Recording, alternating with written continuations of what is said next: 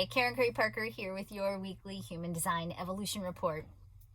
I have 3 things I want to talk about this week. So let's start unpacking this. The first thing is I want to review the nodes. We haven't talked about the nodes in a while, and I think it's a good context through which to explore the rest of the themes for this week. So our south node is in the gate 26. The gate 26 is the gate of integrity. The north node is in the gate 45, the gate of distribution in quantum human design.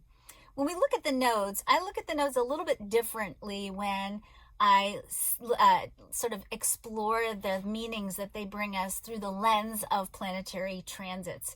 So when I look at the nodes through the lens of looking at the transits, the south node tells us a lot about what do we need to have in place, what do we need to have stabilized, what do we need to have as a key element of our foundation in order for us to move into the theme of the north node. So with our south node theme being in the gate 26, the gate 26 invites us to explore the quality of our self-worth and to really make sure that we are rooted in integrity that is born of a high sense of self-worth. When we're in integrity, then we take better care of our bodies. We're in physical integrity. We take better care of our resources. We are in resource integrity. We don't overspend our money. We don't throw away or disrespect material goods because our relationship with our material world matches our internal sense of value. Our identity is integrity. We don't feel like we have to compromise who we are to get what we need in the world. Our morals are integrity. We are courageous enough to do the right thing because it's the right thing to do, and our value is not tied up in perhaps trying to prove our value by manipulating things, if you will.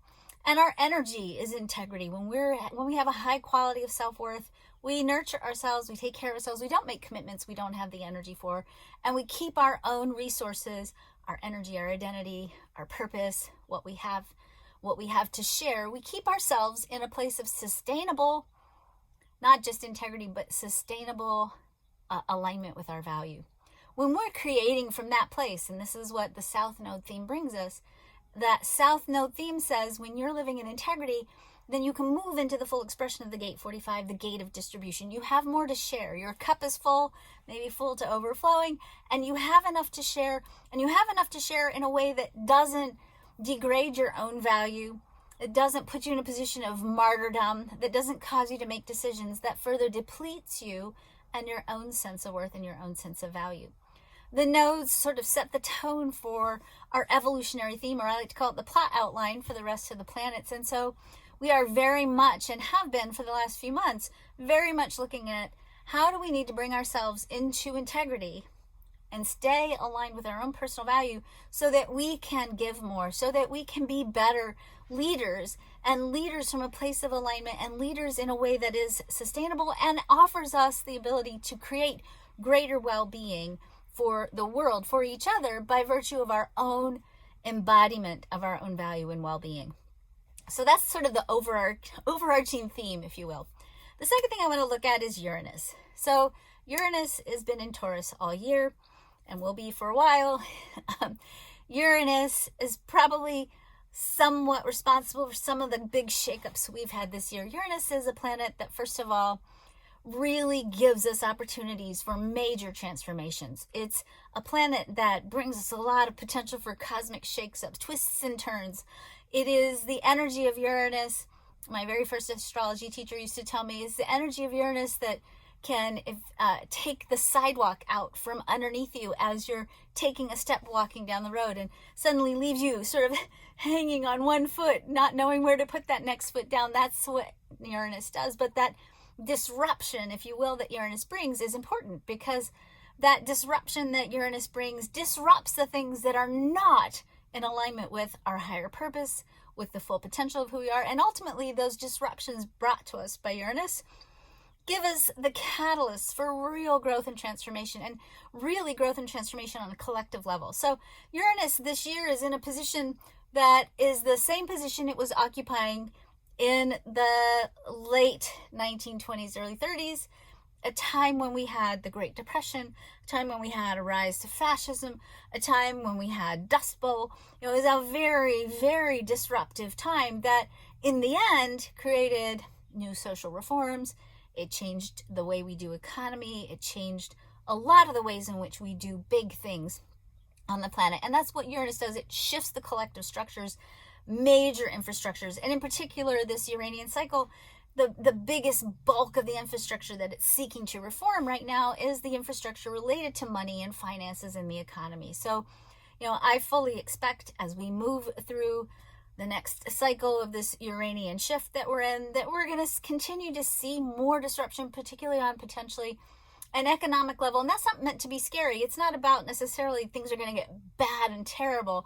It's more like, first of all, we have to take care of each other. I'm not going to say that. I want to make really clear that if things shift and change, and they probably will, they're already shifting and changing, that we have to be sure that we have fail-safe mechanisms and safety nets so that we can better feed each other and take care of each other and nurture each other, because that's a big part of actually what a new quantum economy is calling us towards. We are being called towards an economy that is rooted in well-being, that is rooted in being able to sustain ourselves and each other. That goes back to our North Node theme, right? Our gate of distribution. That was a long ramble. What I'm trying to say is Uranus is taking things down. And the things that it is taking down, or the things that it is inspiring us to take down, are things that are no longer in alignment with our integrity. If we are building institutions, financial structures, companies, governmental systems, if we're building things that are not in harmony with the idea that every single living being on this planet is precious, that we are all irreplaceable, vital parts of a cosmic plan, and because we are all valuable, because we exist, we have to stop measuring value and building an economy based on a metric around value that is no longer valid.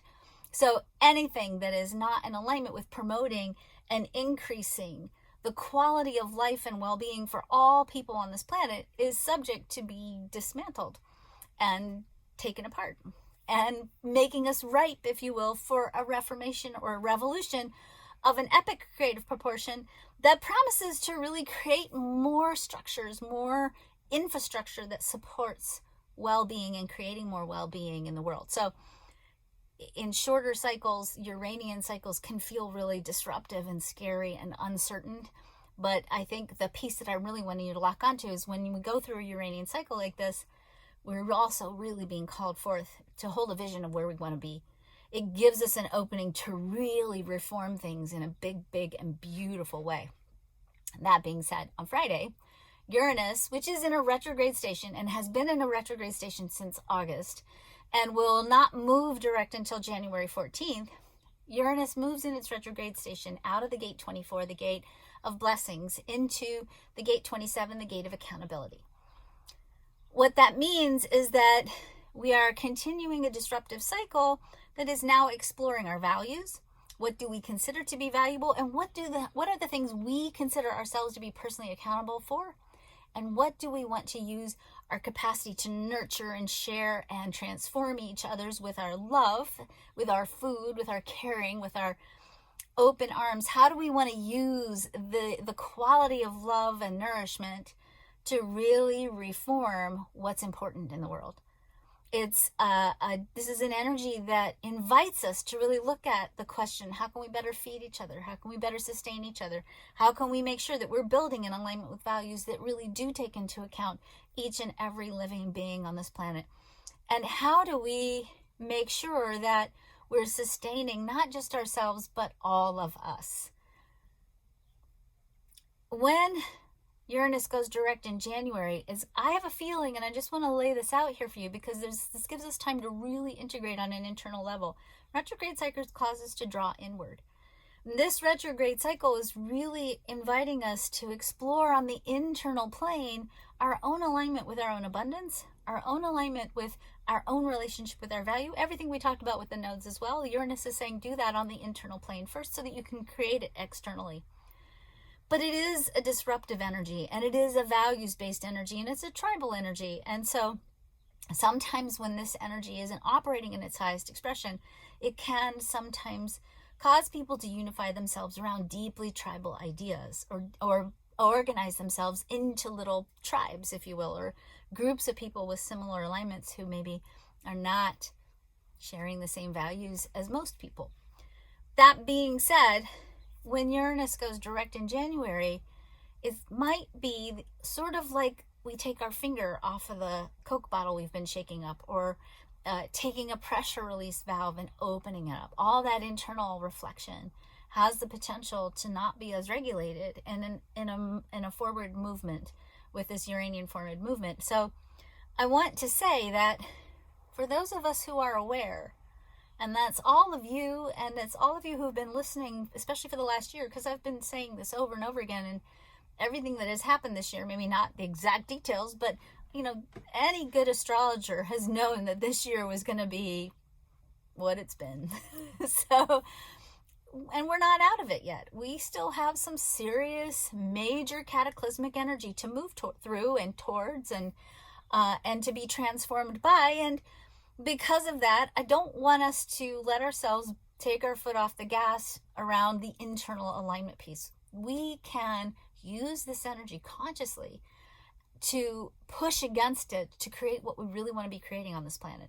We absolutely, through the power of our intention, through the power of our co-creation and collaboration, we absolutely can create a major movement of reformation. And I really believe, when I look at the planetary energies, a major movement towards a creative revolution that I think is going to match in importance in the human story the scientific revolution 200, 300 years ago. So big stuff is coming, and you all are part of ushering this new era in. And I really do know from looking at the transits and in the heart of my hearts, and I suspect many of you feel the same way, that this is a new era of sustainable, equitable, and just peace.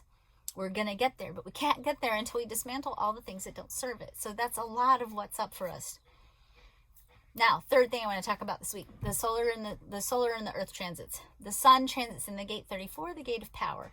The earth transits in the gate 20, the gate of patience, or sometimes the gate of divine timing. So whatever the earth is lighting up is what we need in order to be able to move forward with the energy of the sun. So the earth is telling us we have to be in alignment with right timing. We have to be patient, because if we are pushing against right timing, we are going to deplete ourselves. We are going to run out of energy. We are going to be forceful out of desperation, and we're not going to be in alignment with what we need to create. With the sun in the gate 34, we are learning that we can be immensely powerful when we collaborate and unify ourselves around common ideas that serve the greater good. And that when we sit in that phase of building up energy and gathering our power, that power will be released in response to the right thing when the timing is right. And if we wait for the right timing and respond, then our ability to really enact power in really literally the most powerful way possible in the human design chart, our ability to be powerful, to be so powerful that we can transform the status quo and really bring about a great opening for evolution and change, that's what's potentially available for us this week. So we are really being invited to explore the theme of power, our personal power, our sense of empowerment, places where maybe we've stopped ourselves from being powerful, places where we need to really explore the difference between power versus force. And because we're looking at this through the lens of integrity and distribution and accountability, the other themes I've been sharing with you, we're also looking at leadership energy and power energy through those themes as well. Do we have the integrity to lead with integrity? Do we have the power to not only transform ourselves, but to use what we have to serve the greater good, to share what we have in an equitable, just, and sustainable way? And can we be held accountable, and can we hold others accountable for using power in a benevolent way? Can we explore those people who are in roles of power? Can we look at them and hold them accountable to this high standard of leadership? This is not a political statement here. I'm saying this applies to everybody in the world, anybody that's in any position of leadership, and it applies to us as well. We have to hold ourselves accountable for sustaining ourselves, for operating and creating from our highest place of alignment, from our highest potential to serve not only ourselves and our loved ones, but the greater good. And to make sure that we are tapping into a power that allows us to really activate our full potential to serve at our highest level. Okay, I know that was kind of long. I appreciate you hanging with me on this. It's so important. I want you all to explore this week your relationship with your personal power. I want you to continue to remember that you are infinitely powerful. Before you got here into this human body, you had all the force necessary to create universes and worlds. You're just translating it now into a human story. And I want to remind you, we are on the cusp of a powerful creative revolution, and you are an essential player in that revolution. You wouldn't be here at this time if you weren't. You are here to midwife the birth of a brand new world, a world that is rooted in sustainability, value, and peace, and a world that promises to create equal and equitable and just power to every beautiful, extremely exquisitely precious living being on this planet. Have a really great week. I'm so grateful for all of you who watch every week.